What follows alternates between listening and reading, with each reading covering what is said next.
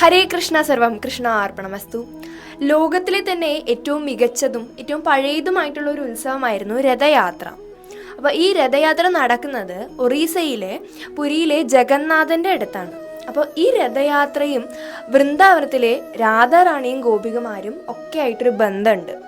അപ്പോൾ ആ രഥയാത്രയുടെ കഥ എന്താണെന്ന് അറിയൂ. ഭഗവാൻ ശ്രീകൃഷ്ണൻ വൃന്ദാവനൊക്കെ വിട്ടു പോയതിന് ശേഷം ഒരിക്കലും കുരുക്ഷേത്ര ഭൂമിയിലെത്തും.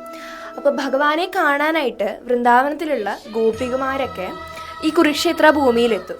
അപ്പോൾ അവിടെ അവർ ഭഗവാനെ കാണുമ്പോൾ അവർക്ക് ആകെ ഒരു വിഷമം ഉണ്ടാവും. കാരണം എന്താണെന്ന് വെച്ചാൽ അവർ കണ്ടിട്ടുള്ള ശ്രീകൃഷ്ണൻ എന്ന് പറയുന്നത് കൂടെ ആ കാലികളെയൊക്കെ മേയിച്ച് കൂട്ടുകാരുടെയും ഗോപാലകന്മാരുടെയും ഒക്കെ കൂടെ കളിച്ച് വെണ്ണ കട്ട് നടന്നിരുന്ന ആ ശ്രീകൃഷ്ണനെയാണ് അവർക്ക് പരിചയമുള്ളത്.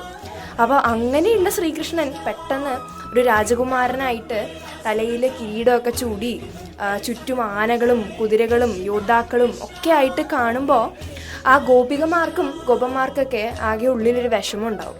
അപ്പോൾ അവർക്ക് തങ്ങളുടെ കൃഷ്ണനെ ആ പഴയ പോലെ ആ വൃന്ദാവനത്തിലേക്ക് കൊണ്ടുപോകണം എന്നുള്ളൊരു ആഗ്രഹം ഉണ്ടാവുകയാണ്. അപ്പോൾ അവരൊക്കെ ആ ഉള്ളിൽ അവരുടെ ഹൃദയത്തിൽ ആ ഭഗവാന്റെ ആ രഥം, ആ രാധാദേവിയുടെ നിർദ്ദേശപ്രകാരം ആ രാധാദേവിയുടെ ഉള്ള സ്നേഹം കാരണം അവർ ആ ഉള്ളിൽ ഭഗവാന്റെ രഥം വൃന്ദാവനത്തിലേക്ക് വലിക്കും. പിന്നീട് ചൈതന്യ മഹാപ്രഭു എന്ന് പറഞ്ഞാൽ ഭഗവാൻ ശ്രീകൃഷ്ണൻ്റെയും രാധാദേവിയുടെയും കൂടിയിട്ടുള്ള ഒരു അവതാരമാണ് എന്ന് വേണമെങ്കിൽ പറയാം ശ്രീ ചൈതന്യ മഹാപ്രഭു. അപ്പോൾ ചൈതന്യ മഹാപ്രഭുവിന് ആ രാധാദേവിയുടെ വേറൊരു ഭാവമാണ് ചൈതന്യ മഹാപ്രഭുവിനുള്ളത്. അപ്പോൾ ചൈതന്യ മഹാപ്രഭു വളരെയധികം നാൾ പുരിയിൽ ഉണ്ടായിരുന്നു.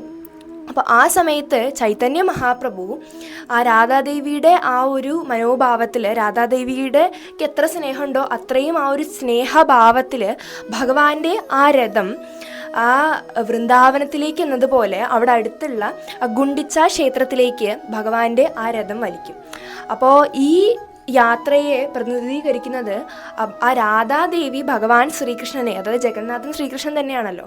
അപ്പോൾ ആ ശ്രീകൃഷ്ണനെ ആ ഗുണ്ടിച്ച ക്ഷേത്രമായിട്ടുള്ള വൃന്ദാവനത്തിലേക്ക് കൊണ്ടുപോകുന്നു എന്നുള്ളൊരു അർത്ഥമാണ് ഈ മഹത്തായ ഈ ഉത്സവത്തിനുള്ളത്. അപ്പോൾ ഇത് വെറും ഒരു ഉത്സവം മാത്രമല്ല, ആ ഗോപികമാർക്കും രാധാദേവിക്കും ഒക്കെ ഭഗവാനോടുള്ള ആത്മാർത്ഥമായിട്ടുള്ള അൺകണ്ടീഷണൽ ആയിട്ടുള്ള സ്നേഹത്തിനെയാണ് ഈ ഒരു ഉത്സവം കാണിക്കുന്നത്. പല സമയത്തും ഈ ചൈതന്യ മഹാപ്രഭു ആ മതിമറന്ന് ഭഗവാനോടുള്ള സ്നേഹം കൊണ്ട് ആ രാധാദേവിയുടെ ആ മനോഭാവത്തിൽ ഈ രഥയാത്രയുടെ സമയത്തൊക്കെ നൃത്തം ചവിട്ടി ഒരുപാട് ആൾക്കാർ കണ്ടിട്ടുണ്ട്. അപ്പോൾ അദ്ദേഹം പാട്ടുപാടും നൃത്തം ചെയ്യും, ഇതൊക്കെ ഭഗവാനോടുള്ള സ്നേഹം കൊണ്ടായിരുന്നു. അപ്പോൾ അത്രയും പ്രാധാന്യമുള്ള മഹത്തായ ഒരു ഉത്സവമാണ് ഈ ജഗന്നാഥൻ്റെ രഥയാത്ര എന്ന് പറയുന്നത്.